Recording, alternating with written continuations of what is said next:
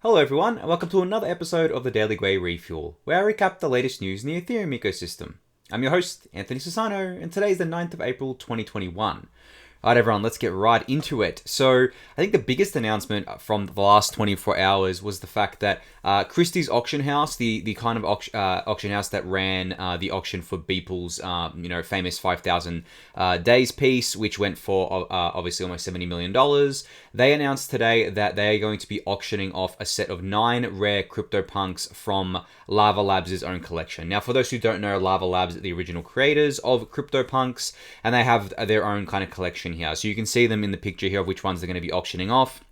One of them includes an alien CryptoPunk, so one of the rarest CryptoPunks out there, and then a bunch of other ones with unique traits here, which, I mean, this is huge, right? Like, to see some place like Christie's auctioning off CryptoPunks and kind of like, I guess, becoming more and more involved with the NFT ecosystem is a huge validation for both, I guess, the NFT space, but also, specifically with the auction here with CryptoPunks. It just validates CryptoPunks as something that has lasting kind of, power here, right? Has a kind of lasting value. And, after this was announced, the kind of CryptoPunk floor went from, like, I think it was $32,000 to $40,000 in like a couple of hours.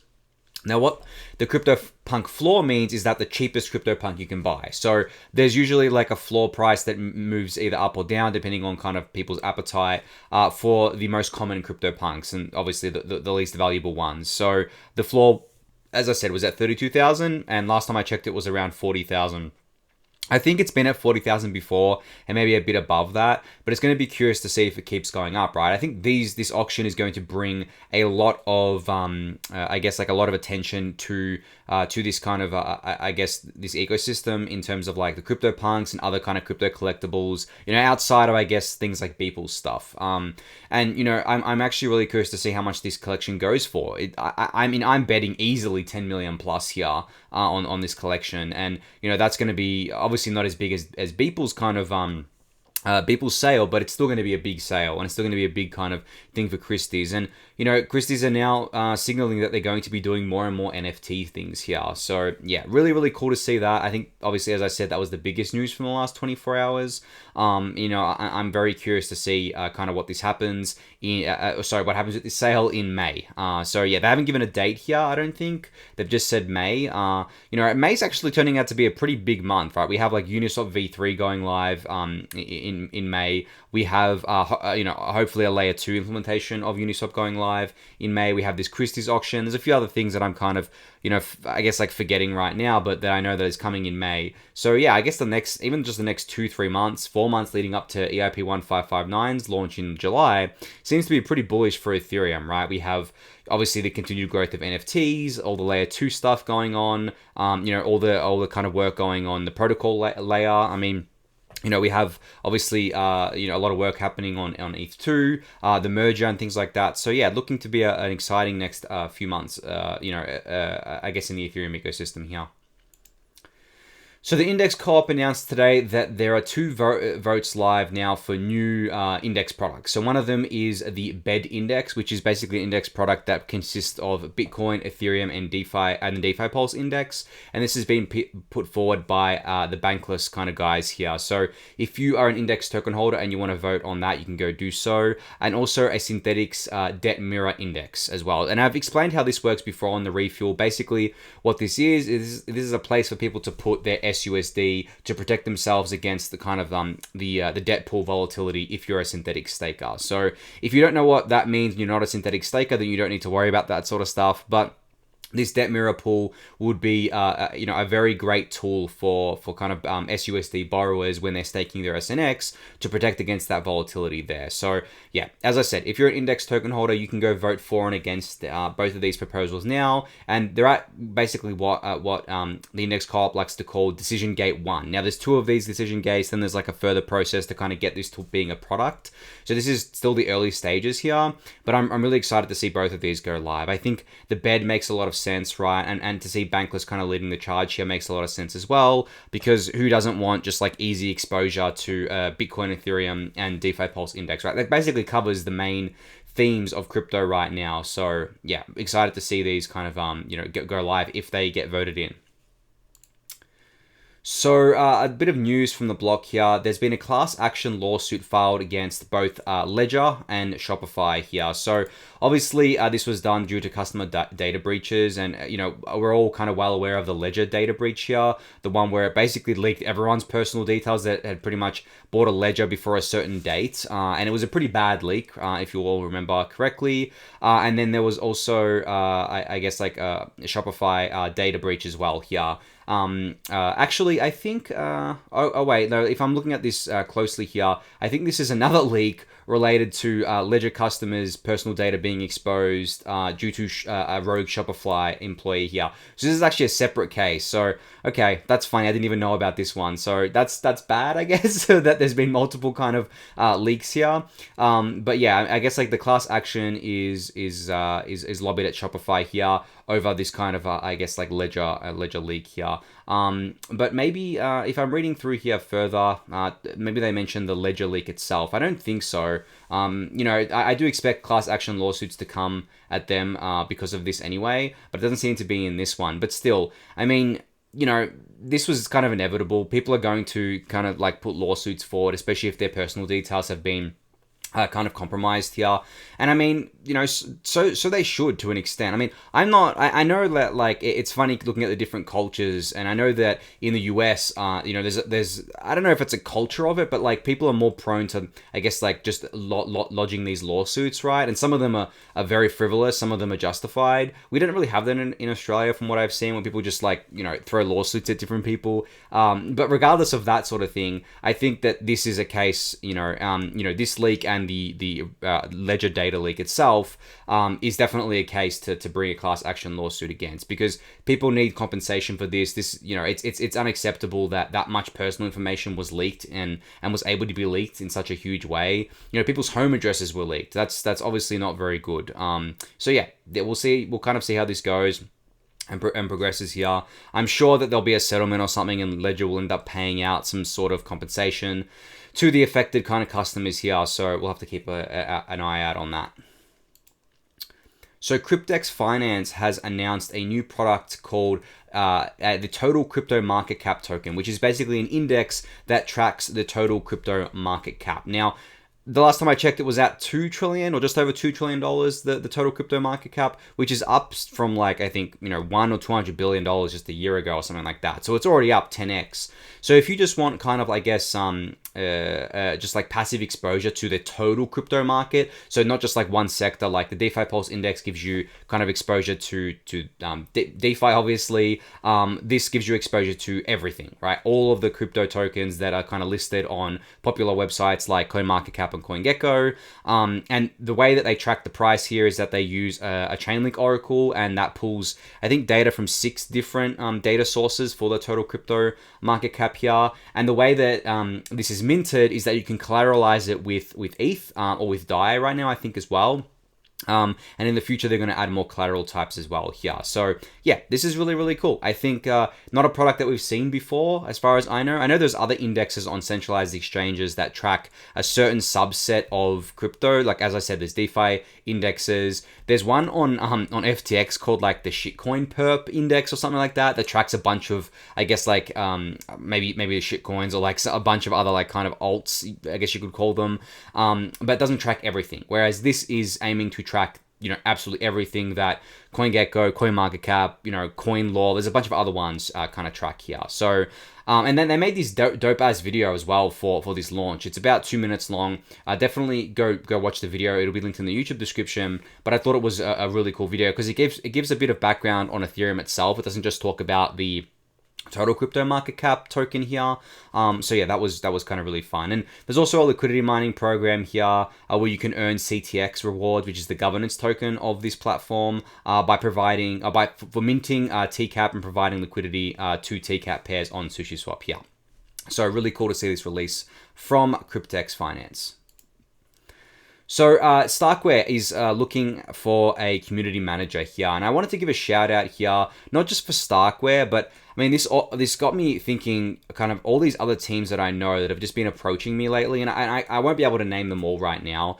But if you're a community person or a marketing person or someone who just wants to be in that area, there are so many jobs right now for you. It's not even funny. Like I've had probably 10, 15, maybe even 20 kind of like founders or CEOs of different teams contact me about positions like this and say, hey, do you know anyone? And really, I mean, there's a handful of people that I know, but they already have jobs in the ecosystem, because this position, like a community manager or a marketing position within crypto, is very different to a Web 2 position. There are a lot of kind of, I guess you could call them like crypto native kind of things and nuances that you have to understand to be a good community manager or a good marketing person within the crypto ecosystem. And I think that's why it's so hard to find someone, because you can get someone from like the non-crypto ecosystem to do marketing or to do community management, but the best of the best are the ones that, you know, essentially spend all of their time in this ecosystem, know the ins and outs, you know the memes, so to speak. Especially if you're a community manager, you need to know the memes, right? Know how things work, know the lay of the land sort of stuff. And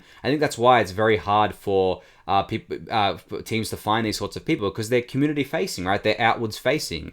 Whereas on the other side, if you're looking for like a developer, for example, even if it's a smart contract developer, those kind of people aren't normally kind of like public facing, right? They work in I wouldn't call it stealth, but they work like quietly in the background. They're not like super public. They're not putting out tweets. They're not in the Discord all the time talking to people. There are some of them that do this, right? But it's not like their full-time job, so to speak, right? It's not their mandate. Whereas as a community manager, you need to basically be everywhere, right? You need to be on Twitter, Discord, Telegram, wherever your community is, you need to be on there, and you need to be branching out, and you need to understand these things. And I mean, I worked at full-time marketing at Set for 18 months, and part of that role was community management as well.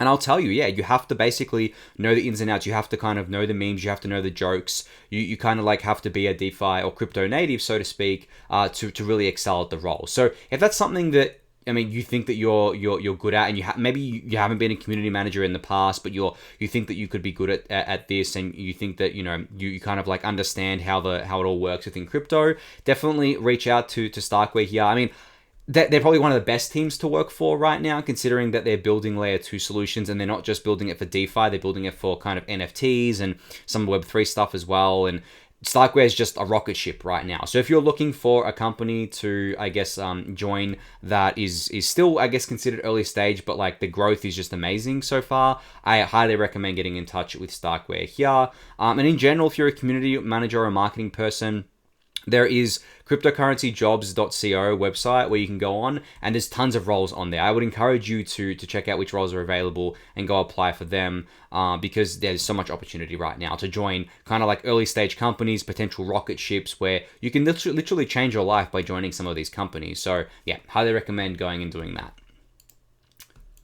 So Antipro Synthesis put out this kind of interesting poll today where he asks, of these Ethereum layer 2 solutions, which would you promote as the canonical solution and why?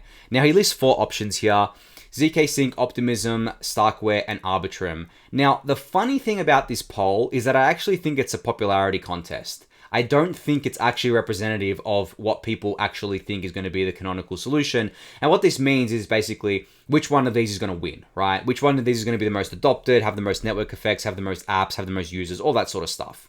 Now, people are voting for ZK Sync as the winner right now. This poll is, only a few hours old, but, ZK Sync's leading, Optimism in second place, Arbitrum is third, Starkware is fourth. As I said, this is a popularity thing. I think ZK Sync and Optimism are the two most well-known, simply because ZK Sync is integrated with a Gitcoin, right? And a lot of people within the ecosystem, especially people who follow Antipro here, have used it. So one, Optimism obviously is one of the most well-known, if not the most well-known. I'm actually a little bit surprised that Optimism is in second place here, but not by much, by about, I guess, like 2% here. Arbitrum and Starkware, about 5% difference between them. I'm actually very... I'm really bullish on Arbitrum, but I wouldn't say Arbitrum is more well-known than Starkware, which is confused me. Like, I would have expected Starkware to at least be third here, but I guess, more people know about Arbitrum than they do about Starkware, which did surprise me for sure. So, as I said, popularity contest, not actually, a representation of what is going to win and what is going to kind of like be the ultimate winner sort of thing. And I wrote about this in the Daily Grey newsletter today. I don't think there's just going to be one winner. I mean, I highly doubt we're just going to have like Optimism, for example, be kind of like the winner take all sort of things, and these other solutions die out. That's already not the reality. If you look at kind of the way, I guess, these things are being adopted, as I said, ZK Sync is integrated with Gitcoin right now. It's getting tons of usage every time there's a Gitcoin matching round, and people are loving it. Optimism has integrated synthetics in its early stages, already has Uniswap committed to deploy on there. They said that they've got like a dozen projects building on them already that they haven't revealed yet. Starkware has Diversify, Immutable X, and DYDX on their platform. They've got a ton of other projects in the pipeline, I'm sure. Arbitrum isn't on mainnet just yet, but they have, they have their mainnet release candidate on testnet right now, and they have a bunch of other projects that they've been working with. That if you go on their website, you can see like Bancor, MCDEX. I think Balancer and stuff like that as well. There might be other apps building on it that just haven't been publicly released yet. So yeah, we're already seeing this kind of thing where people are not, or at least teams and application developers are not choosing just to be on, one particular layer one. Each of them come with their own trade-offs, with their own trust assumptions. You've probably heard people speak about optimistic rollups being at a disadvantage to ZK rollups because they require like a 1 week withdrawal delay. And I've explained how, kind of it's different because with that can kind of be fixed, like with the bridges that we've been seeing coming out, and also optimistic rollups allow for general kind of EVM compatibility right now, whereas ZK rollups are a bit further away from that. So from that perspective, I guess like that's kind of why we're seeing fragmentation there too. And then, there's other solutions that Antipro didn't mention here. I won't list them all, right? Other popular solutions include like Polygon, for example there. And they've kind of got like a bunch of apps on there, including, Aave being the most popular one, I think, on there. And there's a bunch of others like SushiSwap and things like that, Slingshot Finance as well.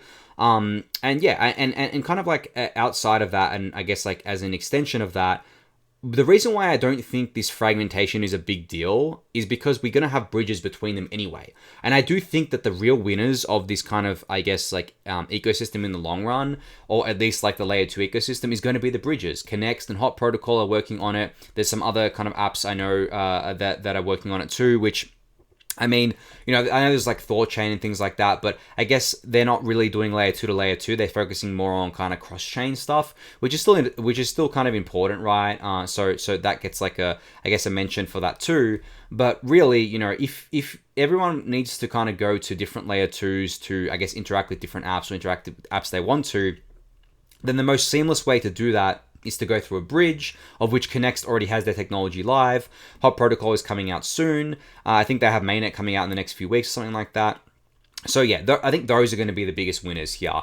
But that doesn't mean that these other solutions, like L2 solutions, aren't going to be huge themselves. I mean, the demand for scalability is insatiable, right? There is so much demand out there. I believe the Ethereum kind of ecosystem of scalability solutions will collectively be doing trillions of transactions, a day, one day in the future, right? And that's all going to be secured by Ethereum in some kind of way here, all paying for security from Ethereum, which is really, really bullish. So from that perspective, I think it makes a lot of sense. That we're gonna have kind of, I guess, multiple solutions here, and this poll really is just like a popularity kind of contest at this stage. Maybe we should rerun this poll in a few months when these solutions are more well known and more people are using them, and see what the results are. I'd be interested to see how that plays out. So Coinbase announced today that they've joined the DeFi Alliance, which is basically a DeFi accelerator working to grow DeFi in general. So I think this is really cool. I mean, Coinbase has been DeFi friendly for quite a while, and specifically Ethereum DeFi friendly for quite a while here. Antipro commented here that direct on-ramps to ZK Sync and Optimism would be pretty killer, including, I guess, like other layer 2 solutions as well. And I've kind of, mentioned this a lot before, that I think the best thing Coinbase can do right now for the Ethereum ecosystem is create bridges into different layer 2 solutions, right? Like obviously we already have Loopring live that Coinbase can bridge into. DYDX is live, they can bridge into. Like I'm pretty sure Coinbase is an investor in DYDX, so it's a no-brainer, right? They already support Optimism on their mobile wallet, but they need to support it on their exchange because the mobile wallet doesn't have a fiat on-ramp. So I think that having that fiat on-ramp is key here, and having that kind of like on-ramp that people can skip layer 1 just to go directly to layer 2 is also key. So, I reckon Coinbase will end up supporting, all of them. And eventually they'll just support the bridges too, like Connext, right? Imagine being able to just go from Coinbase to Connext, and then Connext just routes you to whatever app you want to go to, sort of thing. So that makes a lot of sense too, I think. So yeah, really excited to see kind of Coinbase joining the DeFi Alliance here. I think obviously with Ethereum and with DeFi, we're trying, I guess, to disrupt, as much of the centralization as possible. But that doesn't mean companies like Coinbase don't have a role to play in the future. They're always going to be the fiat on and off ramps, right? Because you just can't have like a decentralized fiat on and off ramp. That's been tried before with different local exchange sites, and sooner or later the regulators come after you and basically shut you down or require you to do KYC and stuff like that. And also, they can just act as interfaces into DeFi apps as well, as I've spoken about before, where Coinbase can sit on top of different DeFi apps, and they already do this through their mobile wallet app, where they basically allow users to just deposit kind of stable coins into DYDX and Compound. So there is definitely a world where centralized exchanges exist and thrive, but it is going to be a world where they thrive based on different business models, not so much maybe the exchange space. I think eventually, maybe kind of like, I guess, a few years into the future, it might even take 10 years, I don't know. It's going to be to the point where I think DeFi will win out in the exchange space. I mean, it already kind of is these days in terms of volumes, but the space is so big, the demand for this stuff is so big that Coinbase has still been growing, as I discussed in their Q1 kind of earnings report yesterday. They're still growing, and I don't expect that to stop anytime soon. So yeah, rather have them as an ally than as an enemy. There are certain exchanges out there that are an enemy of Ethereum right now, and I would consider them very parasitic. So having an exchange like Coinbase to fight back against that is very positive for the Ethereum ecosystem. So Immutable X went live yesterday. I spoke about it on yesterday's Refuel, the Layer 2 NFT exchange here. They tweeted out today that in the first 24 hours of trading, the Immutable X platform has already saved the Gods Unchained community over $400,000 in gas fees. That is huge, right? This is immediate, tangible benefits for real users at Layer 2. And I mean, I spoke about this yesterday, so I won't go too deep into it, but I did say that Layer 2 is here, it's just not evenly distributed. And the way we evenly distribute it is that we get all these apps to Layer 2. We get the most popular apps to Layer 2. I reckon once Uniswap goes to Layer 2, it's basically just like, that's it. That's going to lead to the craziest growth ever. Lots of users are going to move to Uniswap on Layer 2. They're going to do all their stuff on there. I reckon Coinbase will have a direct bridge in and out of like Optimism because of that, because they're obviously got a vested interest in Uniswap as well, and they already list the Uni token and things like that. So I fully expect to see that happen, and the fact that it's already saved over $400,000 of gas fees is incredible. And, it's not like the gas fee revenue on Layer 1 has gone down either.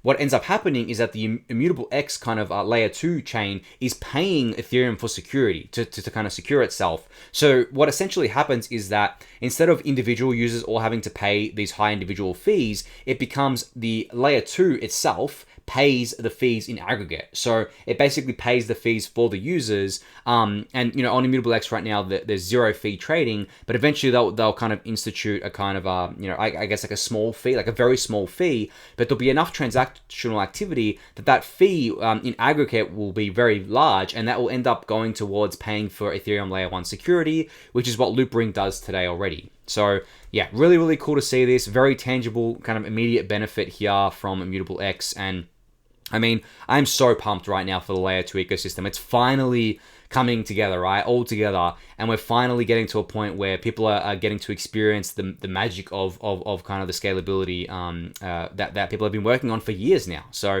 yeah, super excited about this for sure.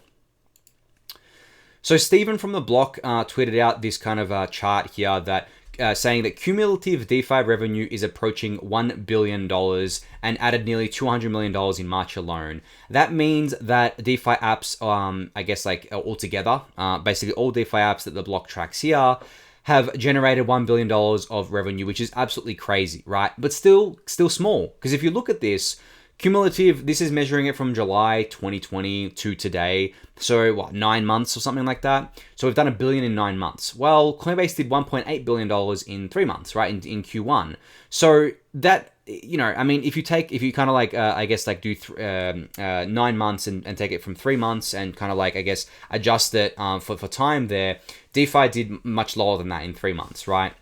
I think like if you look at Q1 here, and I'm just eyeing it here, $250 million to $750 million. So I guess DeFi did $500 million in the same span that Coinbase did $1.8 billion. Not too far behind, but again, this is cumulative DeFi revenue. This includes every DeFi app. This doesn't just include exchange volume. You can't really compare, it one-to-one because Coinbase obviously doesn't have money markets, right? It just has, most of its revenue comes from its exchange model. So you would be better off kind of comparing just DEX volumes, and probably just better off comparing one-to-one like Uniswap to Coinbase, because you'd have to compare DEX volumes to like all centralized exchange volumes to kind of get the picture there. So yeah, I thought this was really cool to see, and this is just going to keep growing. I mean, DeFi's not slowing down, right? DeFi's not going anywhere. With layer 2, DeFi's just going to explode in usage, and the kind of like user base right now, as I mentioned before, is still only a few 100,000 people. There's barely anyone using this stuff, and that's in part due to just how early we are, in part due to the gas fees being high still, right? A lot of new users are priced out. I would actually wager that the Ethereum kind of ecosystem is not getting that many new users at this point. I actually think that a lot of new users are going to the cheaper alternatives like BSC, right? Because at the end of the day, during a bull market, most people just want to make money, and that's fine. So, they're just going to go to BSC because they can make money there and not have to spend kind of like lots of money on gas fees. And, that's, if I'm being honest, that's a little bit of a failure on Ethereum's part for not getting our layer 2 scaling out quicker. We gave like a window of opportunity to BSC to take some market share.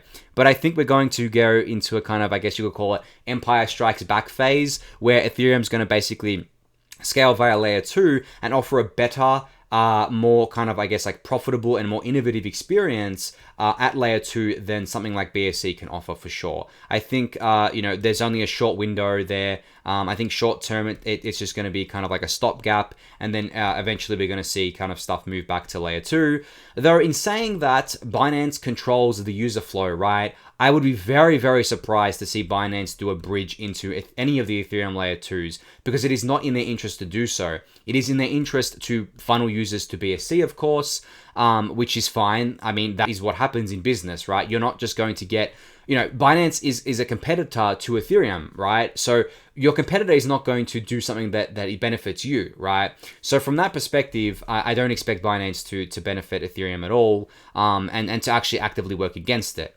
So that's why I said before, having a partner like Coinbase supporting Ethereum and supporting DeFi is a really great way for us to hit back, because Coinbase has, I think, just as many users as Binance has, if not more. I think Binance may have more just because they have more of a selection of tokens than Coinbase has. So there's like cross-pollination going on, as I talked about yesterday.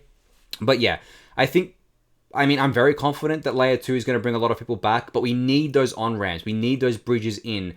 We can't expect users to go from layer 1 to layer 2 because that is still an expensive transaction, and it's friction, right?